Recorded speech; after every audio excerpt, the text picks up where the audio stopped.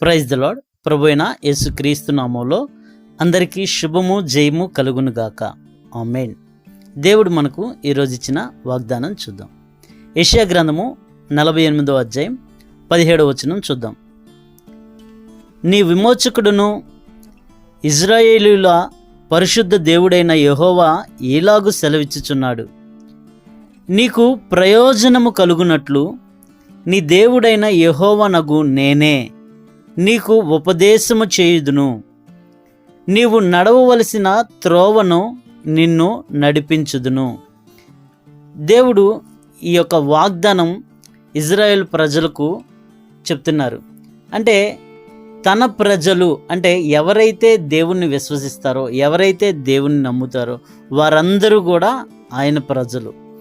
ఈనాడు ప్రతి క్రైస్తవుడు దేవుని యొక్క ప్రజలు. కాబట్టి ఈ వాగ్దానం మనకు కూడా దేవుడు దయచేస్తున్నారు. అయితే దేవుడు తన ప్రజల యొద్ద నుంచి ఏం ఆశిస్తున్నారు? ఎందుకు దేవుడు మనకి వాగ్దానం చేశారు? నీకు ప్రయోజనం కలుగునట్లు నీవు నడవలసిన త్రోవలో నేను నడిపిస్తానని ఎందుకు వాగ్దానం చేస్తున్నారంటే, ఆనాడు ఇజ్రాయేల్ ప్రజలు వారు అనేక సార్లు విగ్రహారాధన వైపు తిరుగుతూ దేవునికి అవిధేయంగా నడుచుకుంటున్నప్పటికీ దేవుడు తన ప్రేమ, జాలి, దయ, కరుణ వారి మీద చూపిస్తున్నారు. ఎందుకంటే ఆయన కోపించుచూనే వాత్సల్యత చూపించే దేవుడు. కాబట్టి మరలా వారికి అనేకమైన వాగ్దానాలను, ధైర్యాన్ని నింపి తన వైపు రమ్మని చెప్తున్నారు. నా యొద్దకు రండి, నా మాట వినండి, నేను మీకు ప్రయోజనం కలిగినట్లుగా నేను చేస్తాను, మీరు నడవలసిన త్రోవలో నేను నడిపిస్తాను అని దేవుడు వాగ్దానం చేస్తున్నారు.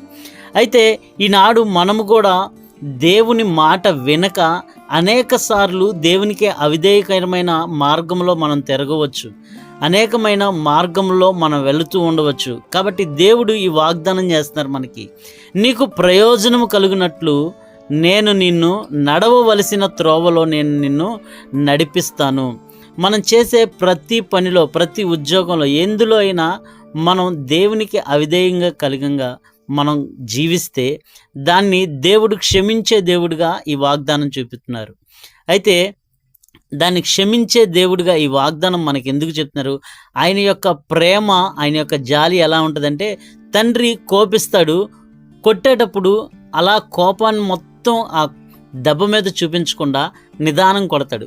అలాగే కోపించుచూనే వాత్సల్యత చూపించే దేవుడు కాబట్టి మనకు ఇలాంటి ప్రయోజనకరమైన మార్గాన్ని తెలియజేస్తున్నారు.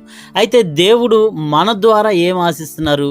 అలాగే నెక్స్ట్ వచనం చూస్తే, నీవు నా ఆజ్ఞలను ఆలకించవలనని నేనెంతో కోరుచున్నాను. అంటే ఆయన ఆజ్ఞలను ఆలకించాలని, ఆయన ఆజ్ఞలను నడుచుకోవాలని ఆయన కోరుకుంటున్నాడు. ఎందుకు? మనకు క్షేమం కలగాలని, మనకు ప్రయోజనం కలగాలని, మనము ఆయన స్వరూపంలోకి రావాలని దేవుడు కోరుకుంటున్నాడు. కాబట్టి దేవుడు మనకు ప్రయోజనకరంగా, మనకు మేలు చేసినట్లుగా, మేలుకరమైన మార్గంలో మనం నడిపించాలంటే మొదటిగా మనం దేవుని యొద్దకు వచ్చి ఆయన మాటలను విని, ఆయన ఆజ్ఞలను అనుసరించి, ఆయన ఆజ్ఞలను చొప్పున నడుచుకున్న వారమైతే మనకు క్షేమమునిస్తానని దేవుడు వాగ్దానం చేస్తున్నారు. మనం మేలుకరమైన మార్గంలో నడిపిస్తానని దేవుని వాగ్దానం చేస్తున్నారు. ఎందుకు అంటే మనకు ప్రయోజనం కాబట్టి. మనకు ఎందుకు ప్రయోజనం? ఆయన మహిమపరచబడతాడు, ఆయన బిడ్డలు ఘనపరచబడాలి, ఆయన బిడ్డలు మహిమపరచబడాలని ఆయన కోరుకుంటున్నారు. కాబట్టి నీవు నేను ఫలించిన ఎడల ఆయనకు మహిమ కలిగిద్ది, ఆయనకు ఘనత కలిగిద్ది. కాబట్టి ఆయన బిడ్డలకు ఏ మాత్రము తక్కువ చేసే దేవుడు కాదు. శరీర సంబంధమైన మనము మన పిల్లలకి మంచి ఈవులను ఇవ్వాలని మనం ఆశపడుతున్నాం కదా.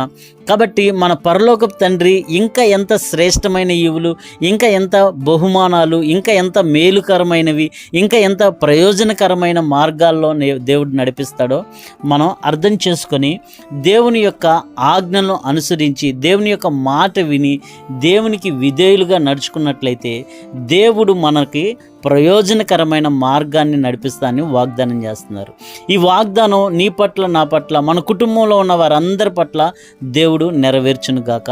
ఆమేన్. Praise the lord. ప్రభు అయిన యేసుక్రీస్తు నామములో అందరికీ శుభము, జయము కలుగును గాక. ఆమేన్.